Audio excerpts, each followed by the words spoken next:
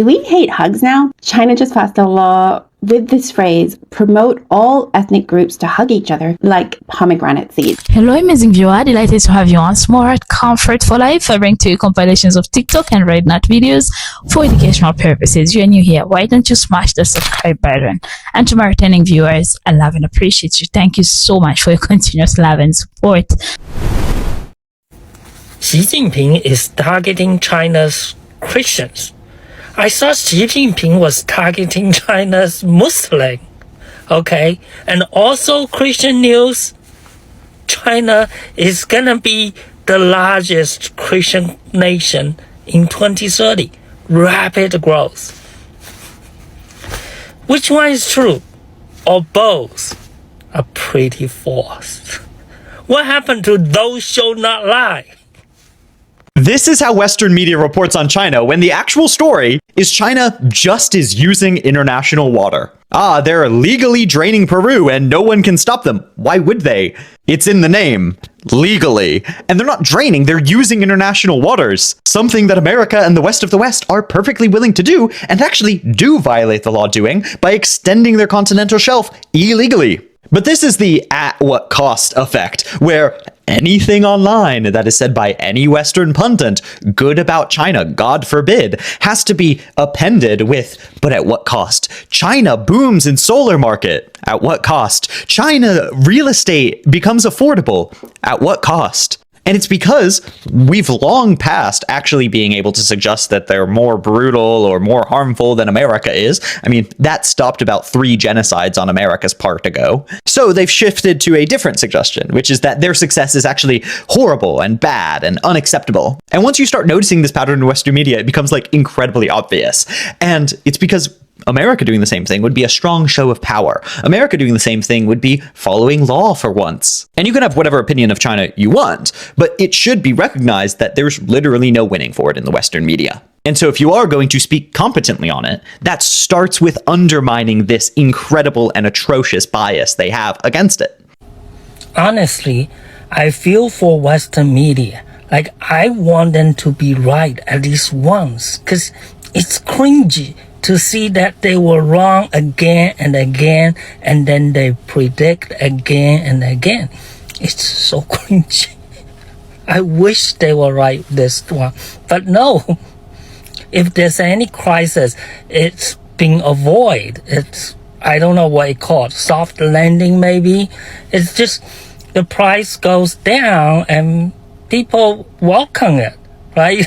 So when I was in the hometown, last time, a lot of people talking about buying house, the house value is gonna go up. Everybody is talking about house.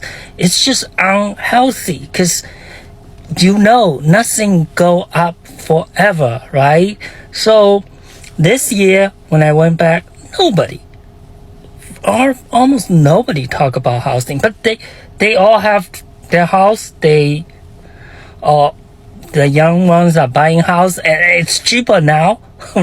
But people are not crazy about housing anymore, are not using that to speculate, to buy like multiple units to wait for it to go up.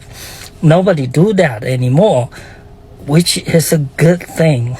And my wife's city, Hefei, much bigger city, and their family actually have a unit and have just sold like last week. I mean, it's just go back to normal. I don't know. Western media, I'll wait for next one.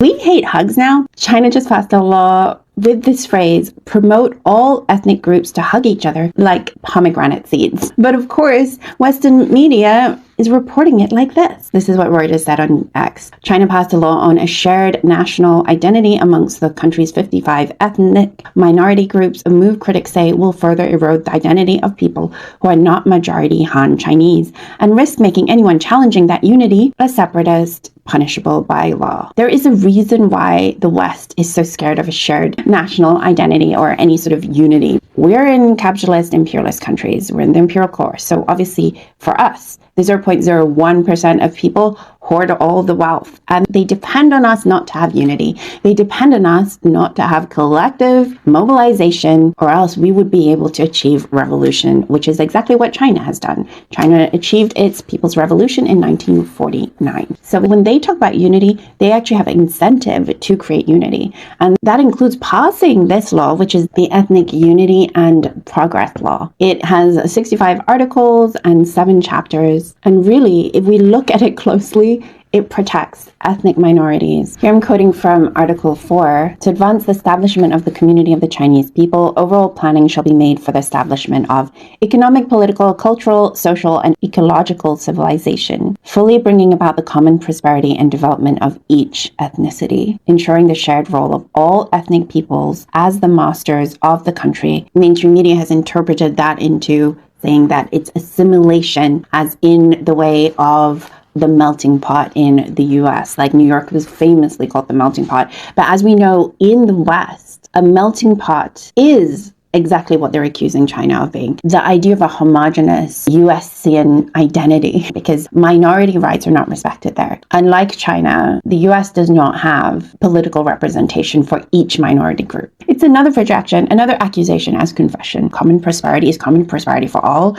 not just common prosperity for the majority of people. And this law upholds that ideal for all Chinese people. If you look at Article 5, that all citizens of the People's Republic of China are equal before the law. All ethnicities in the People's Republic of China are equal. Discrimination against or oppression of any ethnicity is prohibited. And then in Chapter 6, it talks about the legal ramifications for it if you do not uphold that idea that all ethnicities in China have equal rights. So this is very good for ethnic minorities. The fact that the West doesn't talk about Vietnam the same way they talk about China just goes to show you how powerful propaganda really is. Vietnam and China are very similar. They're both governed by one-party systems that call themselves communist, but in practice exhibit socialist and capitalist principles. And although criticism of the government is allowed, you cannot just say whatever you want about the party or its officials. There are also similarities in culture, appearance, although not as many as East Asians have between each other.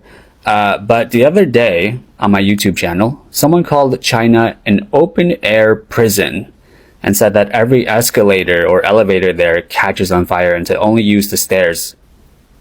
They also said that everything good we see about China is just fake state media.